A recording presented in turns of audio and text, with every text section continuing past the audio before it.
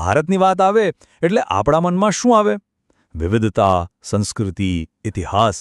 પણ ક્યારેય વિચાર્યું છે કે આટલા મોટા અને વૈવિધ્યસભર દેશનો વહીવટ કેવી રીતે ચાલતો હશે? આજે આપણે એ જ સમજવાના છીએ, એકદમ સરળ અને સ્પષ્ટ રીતે, ભારતના રાજ્યો અને રાજધાનીઓ વિશે. તો ચાલો સીધા મુદ્દા પર આવીએ. ભારતમાં રાજ્યો કેટલા છે અને કેન્દ્રશાસિત પ્રદેશો કેટલા? આ આંકડો કદાચ ઘણા લોકોને ખબર નહીં હોય અથવા તો થોડું કન્ફ્યુઝન પણ હશે. ચાલો આ કન્ફ્યુઝન દૂર કરીએ. તો સૌથી પહેલાં વાત કરીએ રાજ્યોની. હાલમાં ભારતમાં કુલ રાજ્યોની સંખ્યા છે 28. જી હા, પૂરા 28 રાજ્યો. અને દરેક રાજ્યની પોતાની આગવી ઓળખ, સંસ્કૃતિ અને પોતાની સરકાર છે. અને રાજ્યો તો થયા, પણ વાત અહીં પૂરી નથી થતી. એની સાથે જ છે 8 કેન્દ્ર શાસિત પ્રદેશો. આ એવા પ્રદેશો છે જેનું શાસન સીધું કેન્દ્ર સરકારના હાથમાં હોય છે. તો યાદ રહ્યું ને, 28 રાજ્યો અને 8 કેન્દ્ર શાસિત પ્રદેશો. તો આજે આપણે શું શું જોવાના છીએ એની એક ટૂંકી ઝલક લઈ લઈએ. પહેલાં આપણે વહીવટી માળખું સમજીશું, પછી રાજ્યો અને કેન્દ્રશાસિત પ્રદેશોની યાદી જોઈશું, કેટલીક ખાસ રાજધાનીઓ પર પણ નજર કરીશું અને છેલ્લે આ બધી માહિતીનો સારાંશ લઈશું. ચાલો ત્યારે શરૂઆત કરીએ આપણા પહેલા અને સૌથી મોટા વિભાગથી, ભારતના 28 રાજ્યો અને તેમની રાજધાનીઓ. સારું, તો આપણી યાદીમાં પહેલા 7 રાજ્યો છે, આંધ્રપ્રદેશથી લઈને છેક ગુજરાત સુધી.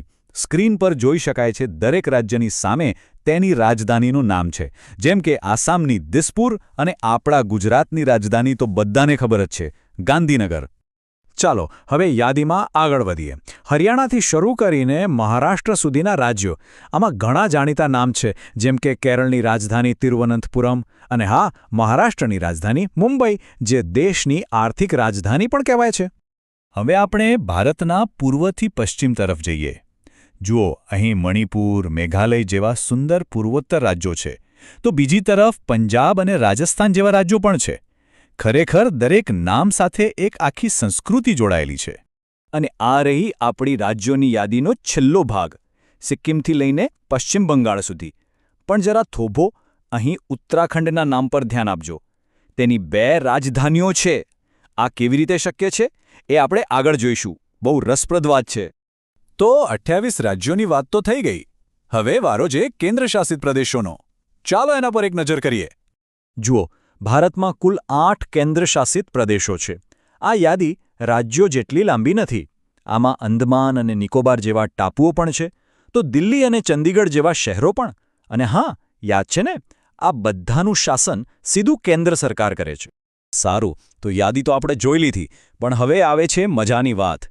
કેટલીક રાજધાનીઓની કહાણી થોડી અલગ છે, થોડી ખાસ છે. ચાલો એને સમજીએ. ક્યારેય વિચાર્યું છે કે એક જ શહેર એકથી વધુ જવાબદારી નિભાવી શકે? હા, એવું બને છે. કેટલીક રાજધાનીઓની ભૂમિકા બહુ જ અનોખી હોય છે. કેવી રીતે? ચાલો જોઈએ.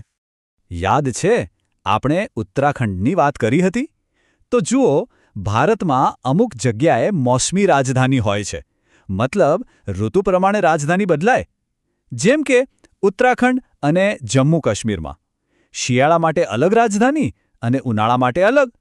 આનું મુખ્ય કારણ ત્યાંની આખરી આબોહવા છે, જેથી વહીવટ સરળતાથી ચાલી શકે. અને હવે વાત કરીએ એકદમ યુનિક કેસની, ચંદીગઢ. આ શહેર ખરેખર ખાસ છે. કેમ? કારણ કે એ એકસાથે 3 વહીવટી વિસ્તારોની રાજધાની છે. એક તો પંજાબ રાજ્યની, બીજું હરિયાણા રાજ્યની અને ત્રીજું એ પોતે પણ એક કેન્દ્રશાસિત પ્રદેશ છે અને એની પણ રાજધાની છે. છે ને કમાલની વાત? તો આપણે ઘણી બધી માહિતી જોઈ. ચાલો આ બધી વાતને એકવાર ફટાફટ ફરીથી યાદ કરી લઈએ, જેથી મુખ્ય મુદ્દાઓ બરાબર મગજમાં બેસી જાય. તો આખા વિશ્લેષણનો સાર શું છે? સૌથી પહેલાં ભારતમાં કુલ 28 રાજ્યો છે અને 8 કેન્દ્રશાસિત પ્રદેશો છે. બીજું, આપણે જોયું કે અમુક જગ્યાએ ઋતુ પ્રમાણે 2 રાજધાનીઓ હોય છે. અને ત્રીજી અને સૌથી અનોખી વાત, ચંદીગઢ શહેર 1 નહીં, 2 નહીં, પણ 3 અલગ અલગ એકમોની રાજધાની તરીકે કામ કરે છે. અને હવે જતાં જતાં એક સવાલ, આ જે રાજ્યો અને કેન્દ્રશાસિત પ્રદેશો છે, એ શું ખાલી નકશા પર દોરેલી લીટીઓ છે કે પછી એ ભારતની જે અદ્ભુત સાંસ્કૃતિક, ભાષાકીય અને ભૌગોલિક વિવિધતા છે એનું સાચું પ્રતિબિંબ છે? આના પર વિચારવા જેવું ખરું.